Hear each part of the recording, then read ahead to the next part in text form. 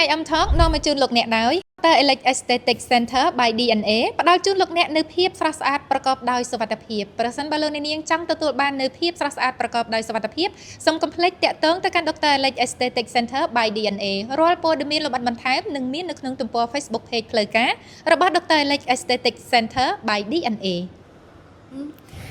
នាងខ្ញុំបូសុខុនធាសូមគោរពនឹងជម្រាបសួរដល់លោកអ្នកនាងដែលកំពុងទស្សនាការផ្សាយរបស់ CIM TV សូមស្វាគមន៍មកកាន់កម្មវិធី CIM Talk នៅក្នុងថ្ងៃនេះយើងមានភ្ញៀវកិត្តិយសយើងពិសេសចំនួន2រូបដែលនឹងអញ្ជើញចូលរួមនៅក្នុងកម្មវិធីយើងដោយដែលលោកអ្នកនាងបានដឹងស្រាប់ថា CIM Talk តែងតែមានភ្ញៀវកិត្តិយសនៅក្នុងវិស័យតារា model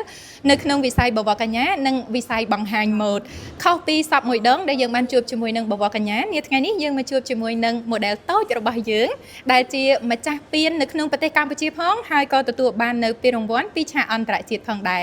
ចង់ដឹងថាតើតារាកិត្តិយសយើងថ្ងៃនេះគឺជានរណាហើយមានរូបសម្រស់យ៉ាងណាឥឡូវយើងជួបគ្នាទាំងអស់គ្នាចាជំរាបសួរចាអូយស្អាតខ្លាំងមែនតើ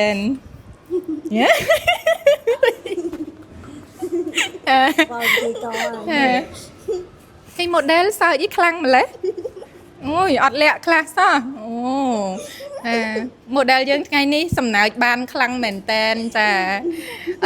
បងប្អូនទាំងអស់គ្នាគុំឃើញសើចញញឹមសើចអញ្ចឹងហ៎ម្ចាស់ពានណាចាចាំនាងខ្ញុំជម្រាបជូនបងប្អូនទាំងអស់គ្នាថាតើបងអូនស្រីអោកច័ន្ទមរកតទទួលបានជ័យលាភីអ្វីខ្លះចាទី1បងប្អូនគឺជាម្ចាស់ជ័យលាភីនៅក្នុងកម្មវិធី Face of Cambodia Kid and Junior ឆ្នាំ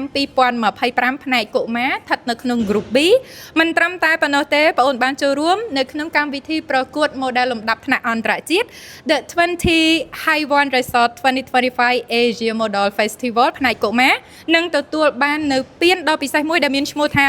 Best Dress Award Group B ពីការប្រកួត Face of Asia Kid and Junior 2025ចាបានតំណែងទាំងក្នុងប្រទេសទាំងអន្តរជាតិចាឥឡូវនេះបានតំណែងខាងសើចមួយទៀតខនកលេចឃើញខ្ញុំសើចខ្លាំងហ្មងចាឥឡូវអ្នកនាងមិនដែរកូនស្រីខ្ញុំចាស្អាតទេចាដោយសារឥឡូវ model ខ្ញុំគាត់នៅសើចច្រើននៅឡើយទេដល់អញ្ចឹងទៅយើងទុកឲ្យគាត់សើចឲ្យរៀងធូរបន្តិចសិនហើយយើងទៅជួបជាមួយនឹងបងស្រីវិញម្ដងចាជំរាបសួរបងចាជំរាបសួរចាសូមបងជួយណែនាំខ្លួនផងខ្ញុំឈ្មោះបច្ឆមម៉ូនីកាចាបច្ចុប្បន្ននេះមានអាជីពជាតារាបង្ហាញម៉ូដតារាភាពយន្តអីទេបងអត់ផងអត់ទេប៉ុន្តែស្អាតខ្លាំងសំតនៅក្នុងវិស័យហ្នឹងមែនតើចាហើយមិនត្រឹមតែរូបសម្រស់ស្អាតទេនៅមានកូនស្រីដ៏ស្រស់ស្អាតហើយក្លាហានហើយពូកែទៀតផងអូបើខ្ញុំមានកូនដូចបងអីខ្ញុំដើរអួតអ្នកភូមិងាប់ហើយចាឥឡូវសុំសួរវិញឥឡូវអូនស្រីអាយុប៉ុន្មានហើយបងឆ្នាំនេះគាត់12ឆ្នាំហើយ12ឆ្នាំហើយចាពេលដែលអូនគាត់ថាគាត់ចង់មកចូលរួមប្រកួតអីហោហែអញ្ចឹងបងជាអ្នកជំរុញទឹកចិត្តគាត់ឬក៏គាត់អ្នកចង់មកខ្លួនឯងអ្នកសុំបងមកប្រកួត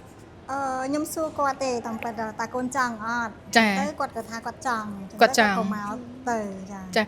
ធ្លាប់រៀនសូត្រដើមម៉ូដអីយូរឆ្នាំមុននឹងមកប្រកួតឬក៏មិនបងដូចជាបានមួយឆ្នាំដែរតែគាត់មួយឆ្នាំហ្នឹងគាត់រៀនតែថ្ងៃសៅរ៍ថ្ងៃអាទិត្យទេអត់បានរៀនរាល់ថ្ងៃទេចាបើតាមបងសង្កេតវិញឃើញថា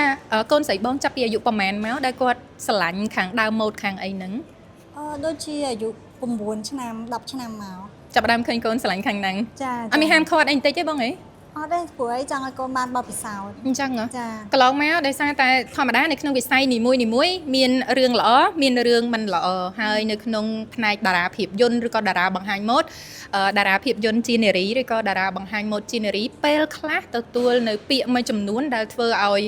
ឪពុកម្ដាយមួយចំនួនអត់ចង់ហ៊ានឲ្យកូនឈានជើងចូលក្នុងវិស័យហ្នឹងទេ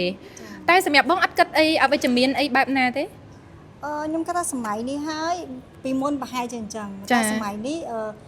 វាមានលក្ខណៈជាសាធារណៈមាន social media មានអីច្រើនអញ្ចឹងខ្ញុំអត់អកតេទៅរឿងហ្នឹងសំខាន់លើគោលចំហរបស់យើងហើយនិងគោលចំហរបស់កូនយើងចា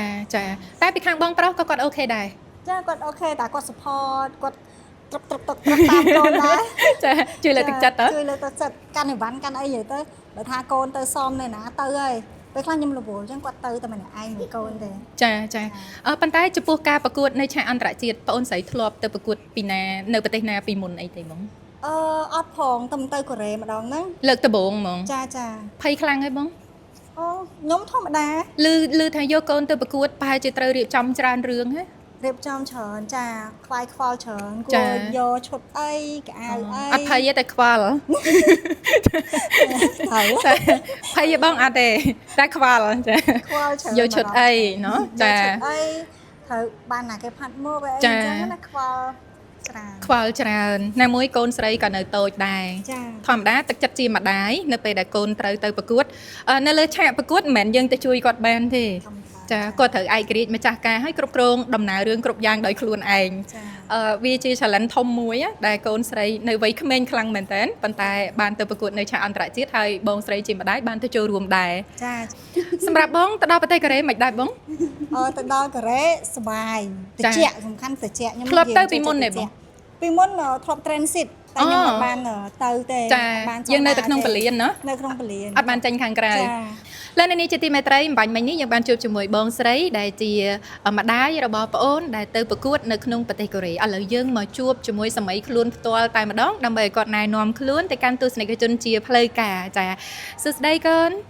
ជំរាបសួរអ៊ី ចាអរគុណសូមកូនជួយណែនាំខ្លួនជាផ្លូវការទៅកាន់ទស្សនិកជនឲ្យបានស្គាល់កូនផង Hello everyone, my name is Alchan Murakat. I'm 12 years old this year and I'm the winner of Face of Cambodia Kid 2025.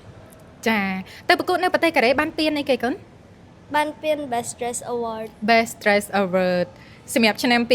2025ពីមុនធ្លាប់ទៅប្រកួតនៅប្រទេសណាដែរទេ Art ផង អត់ផងអញ្ចឹងទៅប្រកួតដំបូងនៅប្រទេសកូរ៉េ ចា ចាហើយមានអារម្មណ៍មិនដែរទៅប្រកួតលើកដំបូងបានពានមកកម្ពុជាវិញ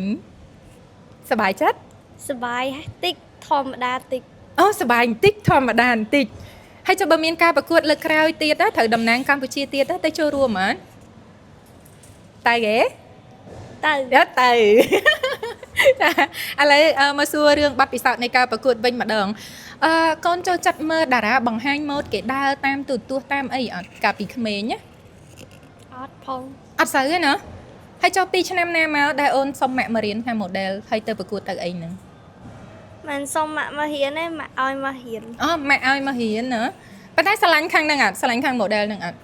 ឥឡូវស្រឡាញ់ ឥឡូវស្រឡាញ់ហើយចុះពីមុន អត់សូវហង អត់សូវទេតែឥឡូវស្រឡាញ់ model ហ្នឹងហ៎ចុះបើមានការប្រកួតទៀតទៅហ៎ ទៅ ទៅហ៎ប្រកួតសប្បាយអត់ សប្បាយ កូនមានអីចង់ប្រាប់ទៅកាន់មិត្តភ័ក្តិកូនដែលគាត់មានអ្នកខ្លះគេចង់ខ្លាយជា model ដែរប៉ុន្តែពេលខ្លះឃើញឆាកទៅភ័យឬក៏ខ្លាចអីអញ្ចឹងណាអូនមានអីចង់ប្រាប់មិត្តភ័ក្តិអូនទេ មាន ចា ប្រាប់ថាកុំខ្លាចទៅសប្បាយទេ